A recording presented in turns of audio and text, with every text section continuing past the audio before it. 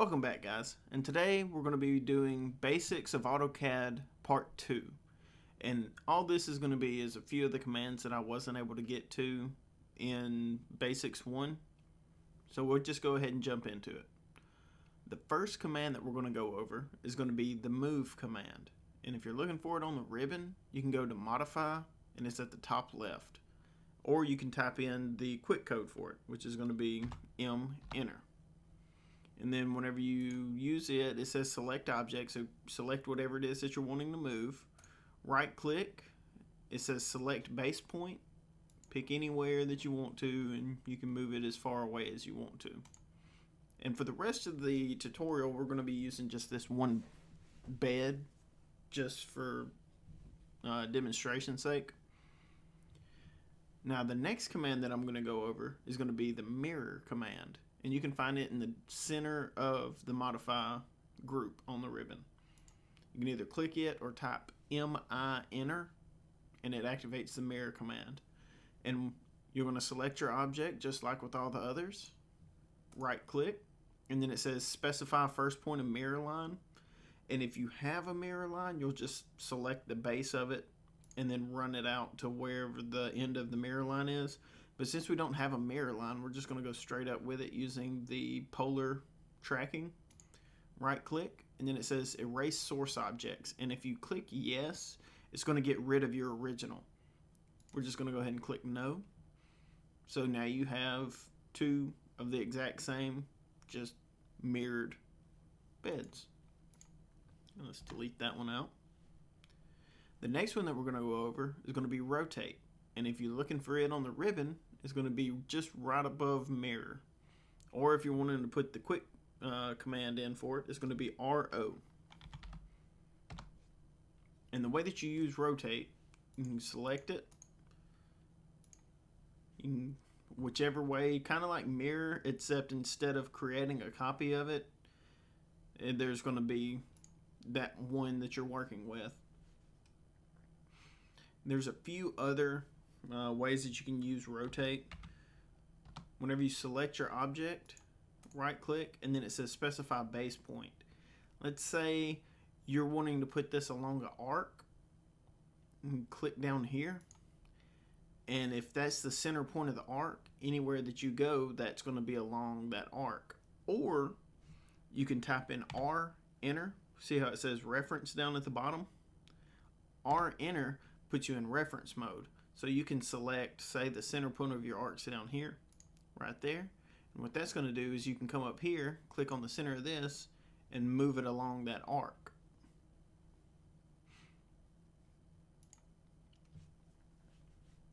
Control Z that to where it's back straight. The next command that we're going to work with is going to be called scale. And it's found at the just below mirror in the modify command list. Or you can type in SC, enter. And what scale does is say that you bring a drawing in from a imperial drawing into a metric drawing. It's going to be tiny compared to everything else. So scale lets you bring that up to that size.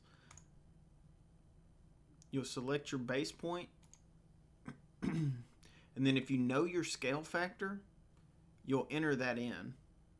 Or if you don't know your scale factor and you're needing an exact of what it is, you can actually, let's say you know this bed is supposed to be, let's say 75 millimeters across. That's how wide the bed's supposed to be. You start your scale command, select your object, right click, specify base point. You'll click at the end of that line, and then you'll do R for reference.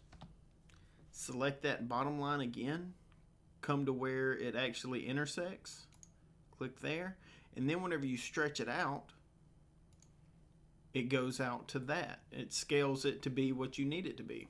As long as you know how big it's supposed to be, you can use that to actually get what you need. Now the next command that we're going to go over is going to be the array command. And the way that array works is it's up here, bottom right hand side of the modify grouping. Click on it and you've got the drop down and you've got 3 different types of doing arrays. We're going to cover polar and rectangular just because a path array isn't really used a whole lot. We'll start off with rectangular. And you see, just like all the others, it says select your objects. Select that, right click, and you'll notice 2 things right off the bat. One, it's made a lot of duplicates of your original drawing. And 2, the ribbon at the top is changed. It's now set in the array creation, and it tells you that you've got a rectangular array, how many columns, which is going to be your up and down. So you've got 4 columns with 3 objects in each column. And you can adjust that all that you need to. You can do your total height of the columns and total width of the rows. Change all that you need to. Make it fit, work whatever you need it to do. And that's polar or path. I'm sorry. That is rectangular array. I'll get it right here in a second, guys. Now, the other one that I'm going to be showing you is going to be polar array. Now, this one's a little bit different. It's going to be arraying in a circle. Like, let's say we've got a circle that's 400 units of a radius. It's going to be 800 diameter. Now, you can take this, rotate it. Now we can take it and move it up to the top using the move command. Turn ortho off so we can find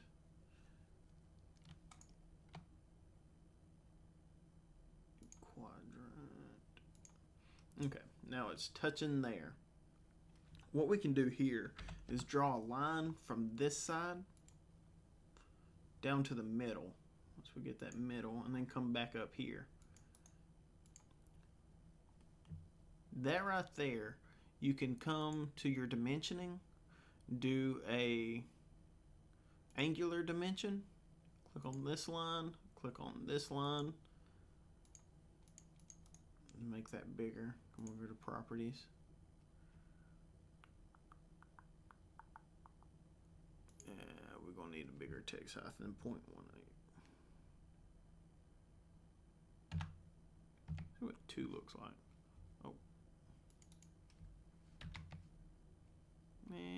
Still probably not big enough. We'll do 6. Yeah, there we go. We can come down here to our precision.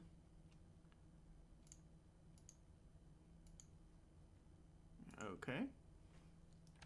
Now, whenever you do polar array, you can click on it, select your object, right click, specify center point. You can do the center point of this circle, and it's going to put them along the outside of this circle. Now, what you can do with these is your in between. You type in that number down there that we just got using the angular dimension, 9.81966614. Enter.